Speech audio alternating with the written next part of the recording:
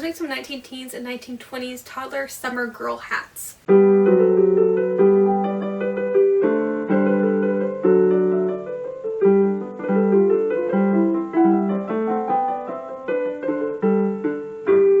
Hi, my name is Caitlin. I'm a living historian who educates other living historians by teaching old-fashioned sewing skills and copying original garments. We are using an original pattern today from the early 1920s.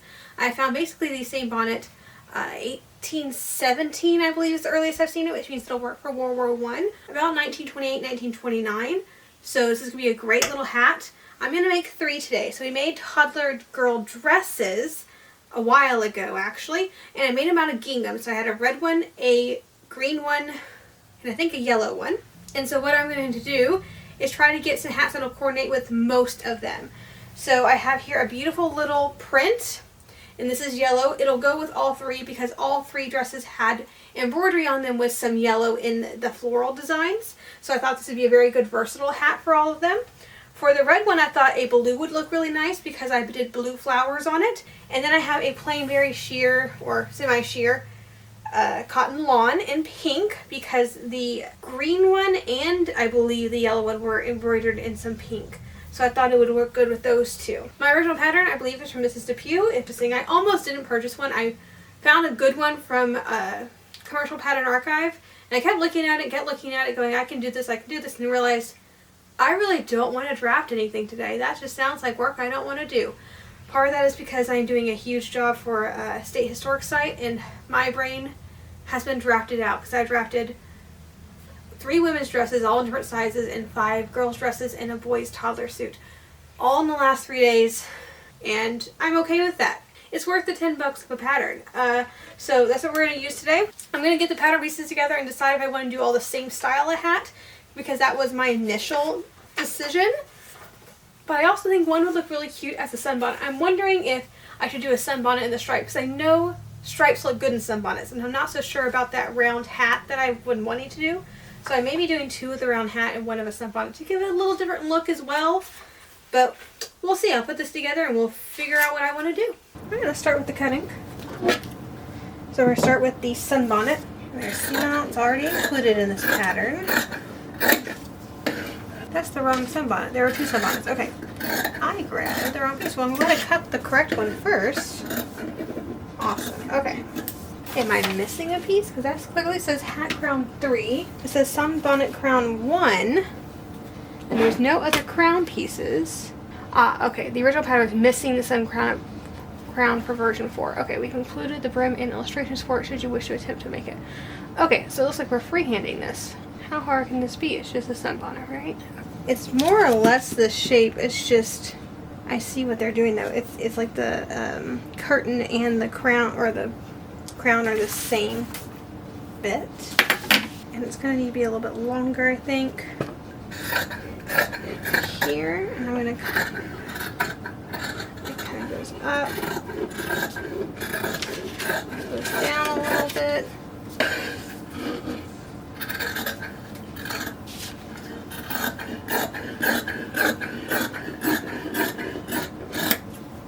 Sure. Pink one. I'm going to need 1 of these crowns. I will probably want 2 brims, and I'm thinking I need to interface this to something. I don't usually keep actual interfacing. I might have some. Also, I did change the shape of this to not go all the way around. It's more of a bonnet shape, just because I've seen more. I see it throughout the 1920s, this shape. But I see it more in the 1910s because I want this to work for both. I did the earlier style that still is appropriate for the mid and later 1920s as well. Would you look at that? I actually have interfacing. And the yellow one. Such a sweet little print. I also have it in purple. I think I want to save that one for a dress. I have enough left of this to do a dress as well. So now we are all cut out and we can start sewing. Alright, starting with the sunbonnet, I am going to have to hand gather this. So I'm going to set that to the side. Casing I don't need right now. These I'm going to iron over so that I can get a narrow hem. I might actually have a narrow hem attachment for this thing, but I don't know what any of this does. And I haven't taken the time to actually play with it. That's a second presser foot. Wait, that is an arrow hammer. Let's see if this works. This will be the first time I'm using any of the attachments. I mean, it's doing its thing, but I don't know if this is the right foot for this machine because sometimes it sews on the rolled hem and other times it just folds it over and sews next to it. This is probably way more trouble than it's worth. And I'm just going to have to restitch it anyway by hand. But I did want to see how this works. I mean, I folded it over at least. I guess there's that. Oh, I need to cut a second brim. And something to stiffen the brim. Alright, we're going to quilt this thing apparently. Because I don't have enough pasteboard. I'm making it so it's 2 bits of the fabric and then 1 of the quilting. And I guess I need the actual foot.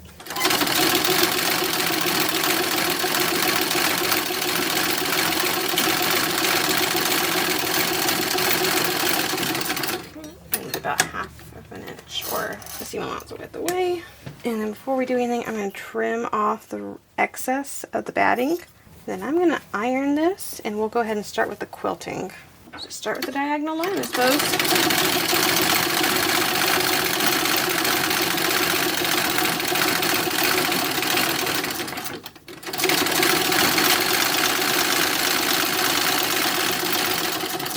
Whatever, it just needs to be able to stand up straight, and this will give it just a little bit more structure.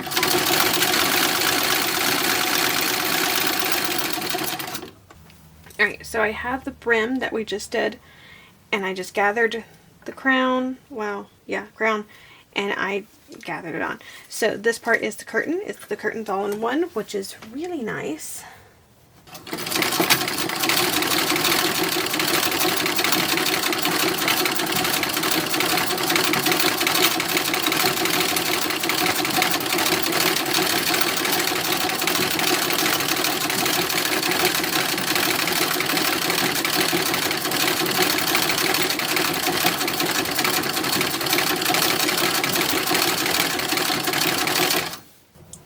Now we're going to attach a binding.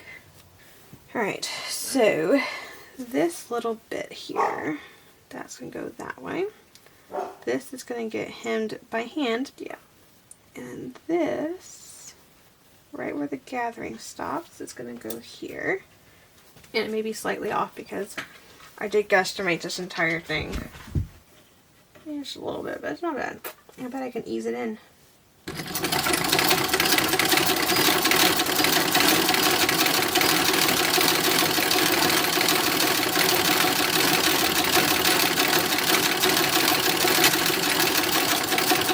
Again, I'm not particularly caring that there are gathers in there. So if you are making this pattern and you want to do the sunbonnet, use this casing as a guide for how wide your whole bonnet piece should be, and then use the illustration of them laid out on fabric to kind of guide how you cut it, but you want it this wide. So now I have that on the back, but you can't really see it, of course, which is the point. But yeah, I think we're ready for hand stitching on this one, and of course I am going to have to get all these little scraps. But I do think the quilting will hold up enough to get it to, you know, not flop on the face. The AC's on, but there's nothing we can do about that, so there will be noise in the background, and I do apologize. We're not waiting around for it to stop.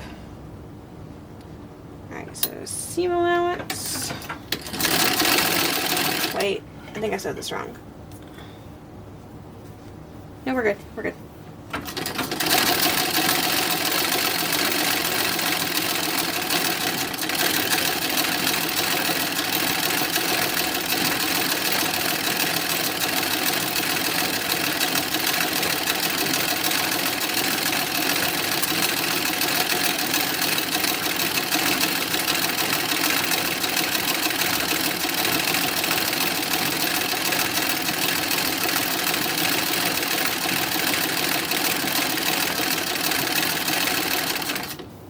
So this is what it looks like when it's turned right side out and ironed. It's a pretty little hat band. Alright, so this one, and of course because this seam is so curved, it's better to clip the ends. This just helps it lay nicer. think we'll go to the sofa to do the gathering or the pleating bits, all of that. Maybe go ahead and finish the sunbonnet while we're there. We'll come back and do any machine sewing that we need to do. Or we may just finish them by hand. At this point, let's find out together. Alright, so working on sunbonnet. Gonna get this done because I can basically do it all at once. Starting with hemming this curtain. Because apparently the machine doesn't want to do it. Actually, this is a really good spot to stop and to put in the other tie. So I'm using a bodkin, which I've marked the center here. And I'm not doing a eyelet hole or anything. I probably ought to have done so. But I'm just poking it through and being very careful not to break any fibers. Like I'm just pushing them apart. And just real quick, I'm going to go ahead and back stitch this in forwards and backwards. All right, and then for the brim here, this part is what's getting folded over.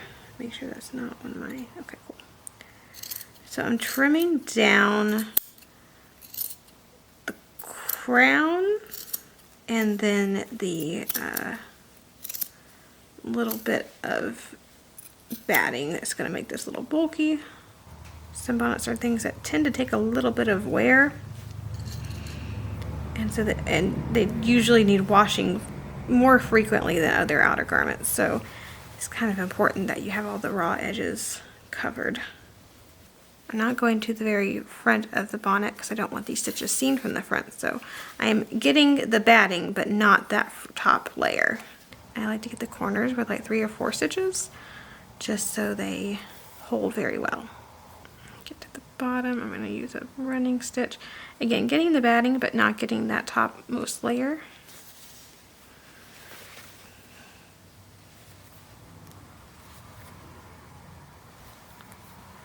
And then now I get to sew up the brim.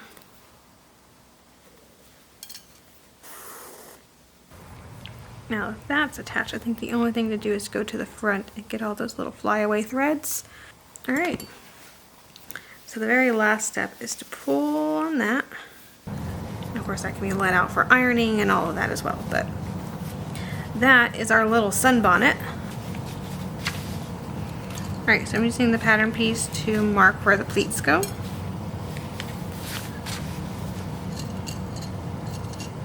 And I've already gotten half of it pleated. Looks like there should be one more, so I'll just go ahead and do that. I can match the others. Okay. Alright, let's start here. We are going to sew this part on by machine just because it's going to be a little bit easier. If I get both of them, pinned, then it'll be worth the trip up there across the house. Pin that out of the way. So that's going to look like it's supposed to. So that's good. Alright, unpin the other one, I suppose. Hopefully you can kind of see what I'm doing now with the lighter fabric. Maybe I should have lined this in white. That'd be a nice cool summer hat. Alright, very quickly before we sew, I took out the last 2 pleats because I feel like the better way to finish this off would be to add a little bit of a tape. That way I can make it grow bigger if a child's head grows. Alright, let's see how this works.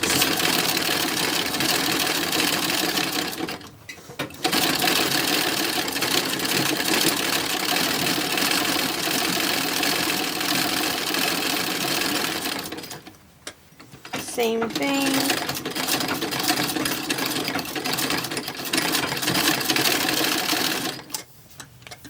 Being very careful with how this is all laid out so I don't sew any tucks into it. That's the last thing you want. Let's go back to the sofa. We will finish this up because all that's left is hand sewing now. We'll be joined today by a kitten. And this is just stitching around, making sure all those raw edges are hidden. And then we're going to add in the little ties, which I'm going to mark the center. This is is just stitching down that binding, which we'll put the ties in just a moment. Here comes the other kitten. Getting sewing done has been interesting the last couple weeks. It's a little bit better now since 2 of them went to go to their new home, and we have the 2 left. It's a little easier only having 2 of them and not 4. Alright, I'm gonna put this through.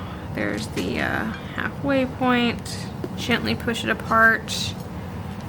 Try my absolute hardest not to break any fibers. There we go. And then this again will get pulled, and we'll just have a little bit of adjustment back there, just as needed. May or may not need it, but and when worn you can hide that up so you don't see it. I do think I want to iron that out one more time before we display it, but that's what they look like. It's actually way too tall. That's my problem. Let me cut a little bit of this off. I did guesstimate on this, so it's not a pattern piece issue. That was me cutting that too big issue. Fold that. Fold that. I guess after this I had to find the toddler dresses so we can see how they will actually look with them. I'm pretty sure I know where they are. If not, we'll just look at the hats, and I guess that's fine. But it would be nice to see them with the dresses. And we are winding down on 20th century kid stuff for right now. I don't want to get any further into it at this moment. We're going to continue with the 19th century baby stuff because I want to get everything to at least 2 years old done. That was my goal. Get everything done from birth to 2 for my living history before I get pregnant. And we might actually meet that goal, which is fun. The 19th century is what's going to be holding us back. And I'm not counting the 18th century because we started that like 2 years after I started making baby clothes. So that doesn't get counted.